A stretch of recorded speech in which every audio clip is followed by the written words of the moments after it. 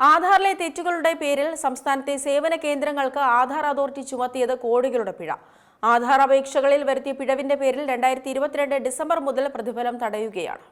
ആധാറിലെ തെറ്റുകളുടെ പേരിൽ സംസ്ഥാനത്തെ സേവന കേന്ദ്രങ്ങൾക്ക് ആധാർ അതോറിറ്റി ചുമത്തിയത് കോടികളുടെ പിഴയാണ്.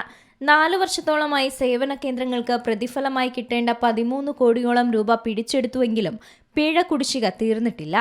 ഇതോടെ ആധാർ രജിസ്ട്രേഷനും നിർബന്ധ പുതുക്കലിനും 1 രൂപ പോലും കിട്ടാത്ത സ്ഥിതിയിലാണ് സേവന കേന്ദ്രങ്ങൾ.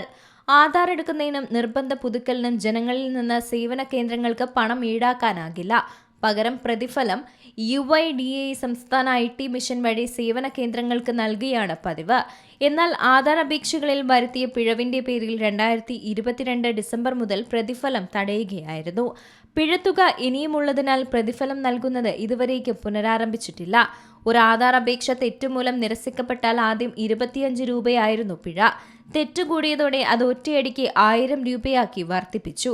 ഒരു ആധാർ അപേക്ഷ പൂർത്തിയാക്കുന്നതിന് UIDAI 50 രൂപയാണ് സേവന കേന്ദ്രങ്ങൾക്ക് നൽകാറുള്ളത്. വരുമാനവും പിഴത്തുകയും തമ്മിലുള്ള അന്തരം കൂടിയതും കുടിശ്ശിക തീരാത്തതിന് കാരണമായിട്ടുണ്ട്. സംസ്ഥാന സർക്കാർ വിഷയം കേന്ദ്ര സർക്കാരിന്റെ ശ്രദ്ധയിൽപ്പെടുത്തിയിരുന്നുവെങ്കിലും അനുകൂല തീരുമാനമുണ്ടായിട്ടില്ല. അക്ഷയ കേന്ദ്രം, ബാങ്ക്, പോസ്റ്റ് ഓഫീസ്, തിരഞ്ഞെടുക്കപ്പെട്ട CSC കേന്ദ്രങ്ങൾ എന്നിവയാണ് സംസ്ഥാനത്ത് ആധാർ സേവനം നൽകുന്നത്. കൂടുതൽ സേവനം നൽകുന്നത് അക്ഷയ കേന്ദ്രങ്ങളാണ്. അതുകൊണ്ട് തന്നെ പ്രതിഫലം കിട്ടാത്തത് അക്ഷയ സംരംഭകരെയാണ് ഏറെ ബാധിക്കുന്നത്.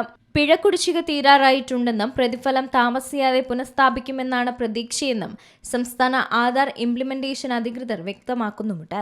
News desk Zee Malayalam news. ഏറ്റവും പുതിയ വാർത്തകളും വിശേഷങ്ങളും വിരൽ തുമ്പിലറിയാൻ സീ മലയാളം ന്യൂസ് എല്ലാ ഡിജിറ്റൽ പ്ലാറ്റ്ഫോമുകളിലും ലഭ്യം.